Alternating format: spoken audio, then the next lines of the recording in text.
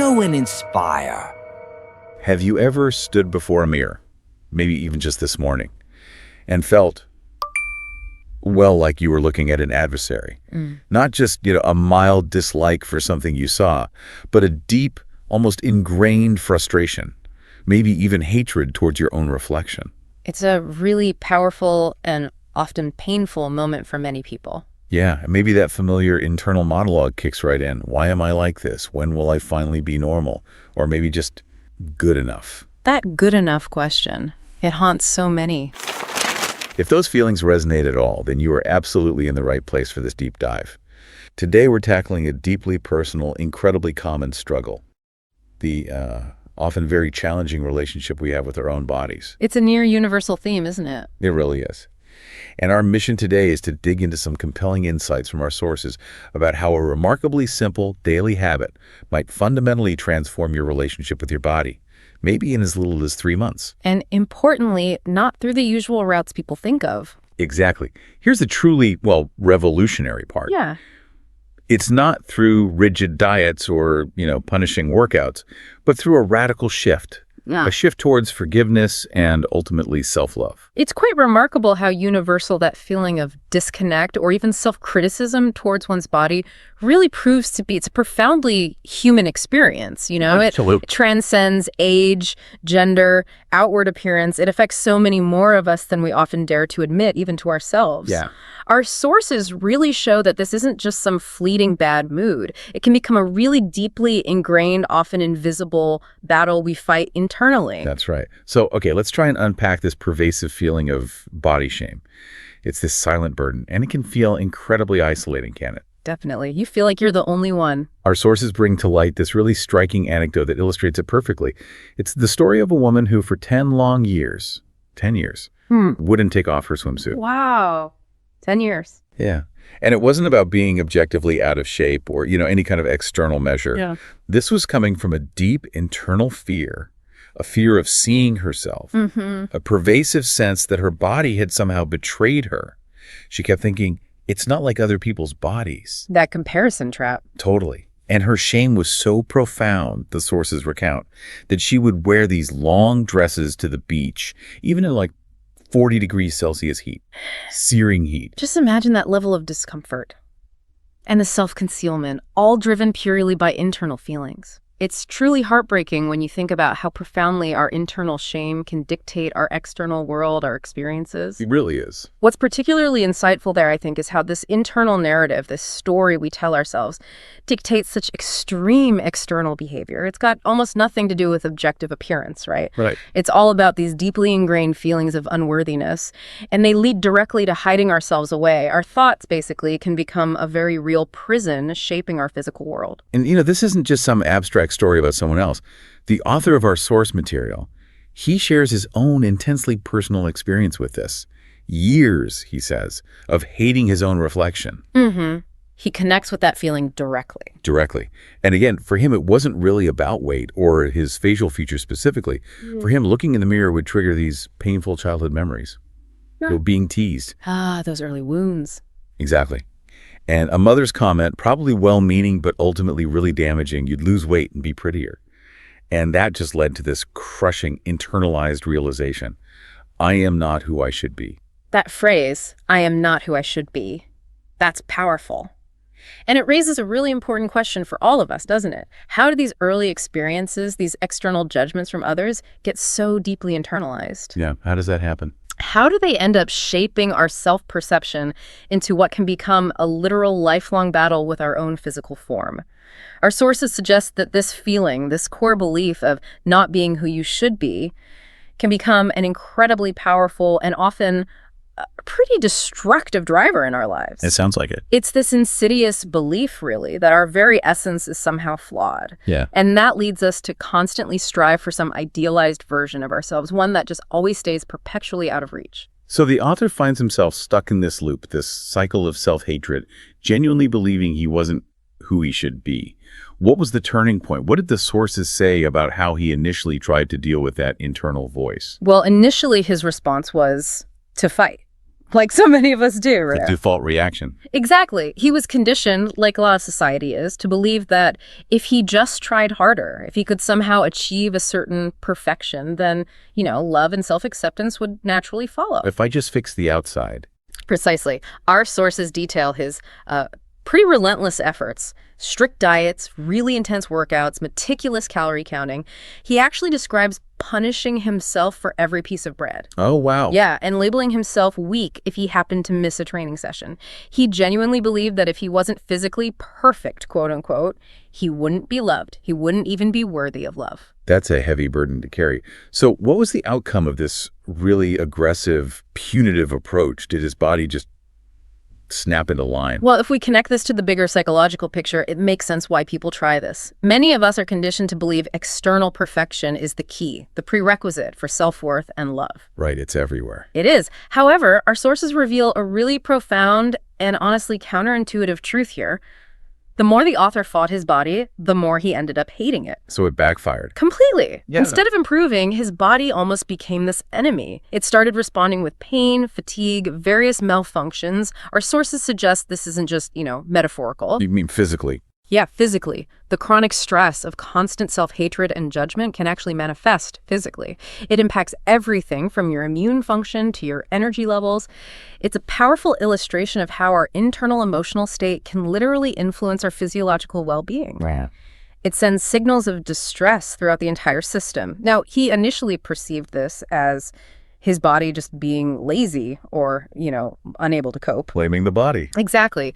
But in reality, he was unknowingly sending himself this constant damaging message. You're not worthy of respect. You don't deserve care. And this constant battle just fueled the fire, exacerbating his self-hatred, trapping him in this really painful cycle. It sounds truly exhausting. Yeah. And ultimately completely self-defeating.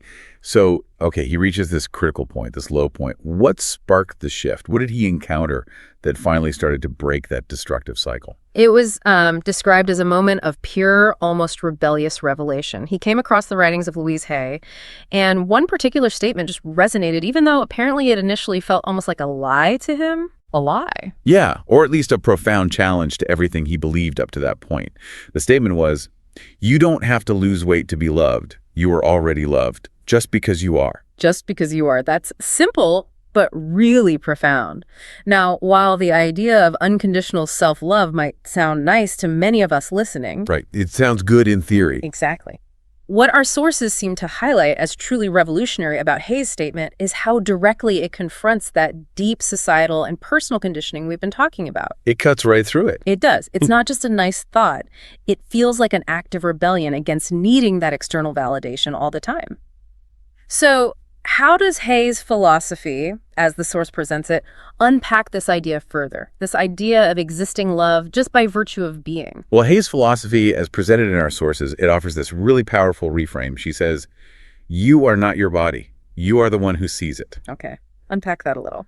It sounds a bit poetic, maybe, but it's actually a foundational insight into how we see ourselves.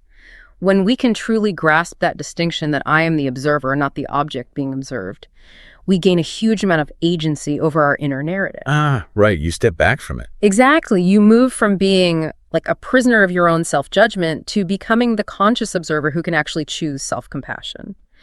Our sources suggest this reframing is absolutely key to detaching from needing everyone else's approval and truly owning our own self-worth. Recognizing that our essence, our consciousness, is separate from our physical form. You're not just your weight or your height or the folds on your stomach. Right. You are consciousness, your love, life itself that breathes and feels and longs to be happy. That's a really profound distinction to make. So the author realized he'd been operating under this fundamental mistake, right? Believing if I change the body, then I will change myself. The classic outside-in approach. Yeah. But the profound truth, according to the source, is actually the opposite. If I change myself, then the body will change. The body, it suggests, is more like a reflection of our internal state. A mirror to the inside. Exactly. Hatred leads to pain, dysfunction perhaps, while forgiveness starts the healing process. And this is where the truly transformative power lies, I think. Our sources really underscore that this isn't just some philosophical nice idea, it's deeply practical. How so? Well, when we genuinely shift our internal landscape, when we cultivate forgiveness and self-acceptance, The actual physiological responses in our body start to align with that newfound kindness. You mean like measurable changes? Yes, things like a reduction in stress hormones, maybe less inflammation, and overall improvement in the body's natural regulatory systems.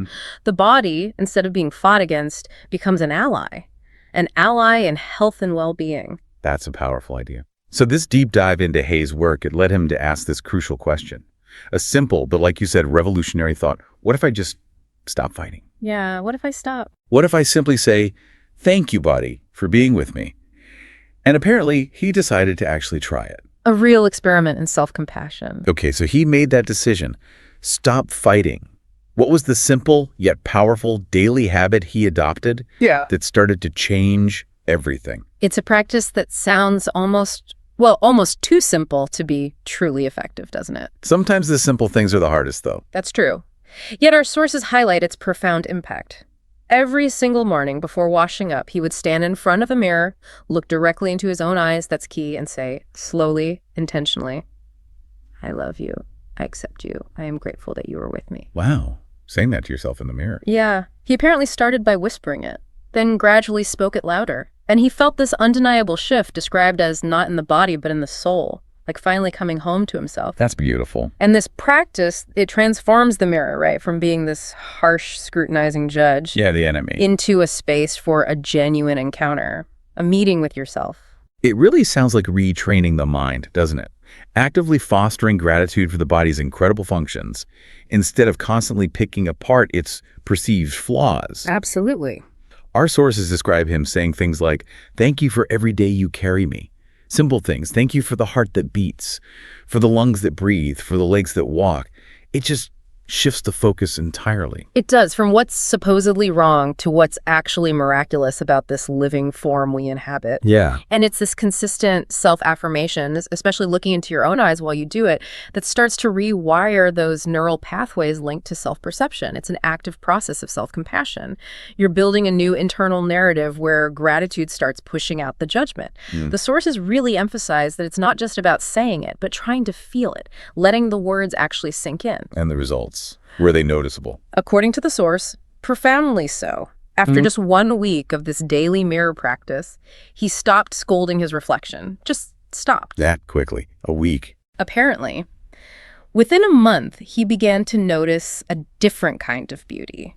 A real, living human beauty, not just that idealized image he'd been chasing for so long. That's a huge shift in perception. Huge. And it translated externally. He stopped hiding. He started wearing t-shirts again, then tank tops. Eventually, he even went to the swimming pool. And the key thing is, it wasn't because he drastically lost weight or suddenly achieved some perfect body. Is because the shame was gone. Exactly. His shame had dissipated. The external actions changed because the internal feeling had fundamentally shifted. Okay, so the mirror work was one piece. What else? Was there another crucial practice mentioned? Yes, absolutely. Another crucial practice from the source is becoming acutely aware of your internal dialogue, your self-talk. The running commentary. The running commentary, exactly. Because when you think things like, ugh, I have thick legs, or my stomach looks terrible today, or, God, I'm getting old, you're not just stating neutral facts, are you? No, definitely not. There's a charge to it. Precisely. You're actively judging. You're punishing yourself. And you're sending this clear, damaging message internally. You don't measure up. You're not accepted as you are. Right. Our sources pose this really powerful analogy here. Think about it. Would you allow someone, anyone, to speak about your child or your best friend or someone you dearly love in such a consistently disparaging, critical way? No way. You'd shut that down immediately. Immediately. You'd fiercely defend them. Yet we allow ourselves to do it to ourselves, often relentlessly, day in and day out. That's a really stark comparison when you put it like that. It is, and Louise Hay's insight here is just crucial. You must be the kindest person in your life, and that person must be you. You have to be your own best advocate. Exactly. The core idea is that you have to become the source of your own approval. You need to cultivate this internal environment of fierce self-defense, self-support, and kindness, rather than constantly looking outside for validation. It's like self-parenting, maybe, in the most compassionate way possible. Self-parenting. I like that. Okay, so mirror work, awareness of self-talk. Well, there was one more. Yes, one more really actionable step the author adopted to kind of cement the shift. He started keeping a body love journal. Okay, what did that involve? Simple, again, but powerful. Every evening, he would just write down 3 things, just 3 that he was grateful for about his body that particular day. Focusing on the positive experiences. Exactly. And the examples from his journal are actually incredibly moving and quite ordinary, which is the point. Things like, thank you for allowing me to hug a friend today, or thank you for the laughter that came from my throat, or even thank you for the walk in the rain when I actually felt alive. It connects the body to positive feelings and experiences, not just appearance. Precisely. It's a conscious practice of appreciation, deliberately shifting the focus from all the perceived deficits we obsess over to genuine gratitude for what our body does for us, how it allows us to experience life. And does focusing on gratitude like that actually do anything tangible? Well, our sources attribute immense power to this kind of active gratitude, especially when it comes to self-perception. By intentionally focusing on the body's functions, its abilities, its role in just living, we literally begin to rewire our neural pathways. So it changes the brain. It seems so. This practice can help reduce the brain's natural negativity bias, how we tend to focus on the bad stuff. It fosters a more positive self-regard, and it creates this powerful positive feedback loop. Appreciation leads to more positive feelings and experiences, which in turn fuels more gratitude. It's a fundamental shift in how we perceive and interact with our physical selves. Okay, so we have these practical steps. The mirror work, the self-talk awareness, the gratitude journal. What does this profound shift in perception ultimately mean for you, the listener? The author found that within about a month of consistently practicing these steps, his entire perception of his body transformed. Yeah, from being this constant problem. Right, this thing to be fixed. Into a cherished ally, a partner. And this newfound alliance, it didn't just stop at how he felt about his body, right? It profoundly impacted how he actually lived in it. It rippled out into his daily habits, his overall well-being. How so? What changed practically? Well, what's truly amazing, our sources tell us, is that his body actually began to change physically. But, and this is key, not by command, not through strict rules or force. No, by fighting it. Not by fighting it. It changed according to its own rhythm. For instance, he didn't go on some new restrictive diet, but he naturally started eating more consciously, actually listening to his body's signals for hunger and fullness. Tuning in rather than dictating. Exactly. He didn't force himself to train every single day with relentless discipline, but he began moving his body with genuine joy, finding activities that actually felt good rather than feeling like punishment. That makes so much sense. And our sources suggest this isn't just a coincidence or wishful thinking. Consistent self-compassion can actually down-regulate stress hormones like cortisol. It can reduce inflammation. It improves our body's natural regulatory systems. All of this allows for a more harmonious physical state. So the body literally responds to kindness. It seems that way. It responded to this newfound kindness and trust, almost as if it was communicating back, okay, you hear me now, I can trust you. It's a pretty profound physiological illustration of that mind-body connection in action. It really is. So the overarching message here seems to be that you don't have to wait until you're perfect, whatever that even means to be loved, or even just to like yourself. Not at all. You just have to be yourself. And that, the source emphasizes again and again, is truly more than enough. Forgiveness in this context isn't really about dwelling on past hurts or mistakes. No, it's about freedom now. Exactly. It's about liberation in the present. It's about making this profound internal declaration like a partnership agreement with your body. Yeah. Okay, we are one team now. I am with you, you are with me. A truce, and then an alliance. Beautifully put. So we've journeyed through a pretty powerful shift today, haven't we? From the real pain of self-hatred and that constant internal battle Exhausting. to the profound peace that can come from self-acceptance. And it's all rooted in these seemingly simple daily acts of kindness towards ourselves. The core insight really from all our sources today is that our body isn't some enemy that needs to be conquered or subdued. Right. It's an invaluable partner, something to be cherished, appreciated, listened to. It's such a potent reminder that our internal landscape, our thoughts and feelings profoundly dictates not only our external experience, but our fundamental capacity for health and well-being. Mm-hmm. By nurturing that inner relationship, that's how we open the door to real holistic transformation. So for you, our listener, as we wrap up, here's a final provocative thought to maybe mull over, or perhaps even to try. A little homework, maybe. The author of our source material directly invites us to embrace this simple habit, maybe starting today. Stand before the mirror, really look into your own eyes, and say slowly, trying to truly feel each word 3 times. I love you. I accept you. I am grateful that you are with me. Just those 3 sentences. Just those 3. The profound promise here is that you don't have to be thin or tall or young or flawless to start this journey. You don't need to change anything first. The permission is already granted. Exactly. You just have to be yourself right now and start being kind to yourself. That truly is more than enough to begin reshaping your relationship with your reflection and fundamentally with yourself. Maybe just consider how embracing single moment of profound self-kindness, even if it feels awkward at first, even just for a few seconds each morning, how might that ripple through your entire day? How might it influence your choices, your interactions with others, your energy levels? Perhaps, just perhaps, it could fundamentally reshape your life and your sense of deep internal self-worth. It feels like an experiment worth undertaking. Know and inspire. Subscribe and like, because it will be more interesting further.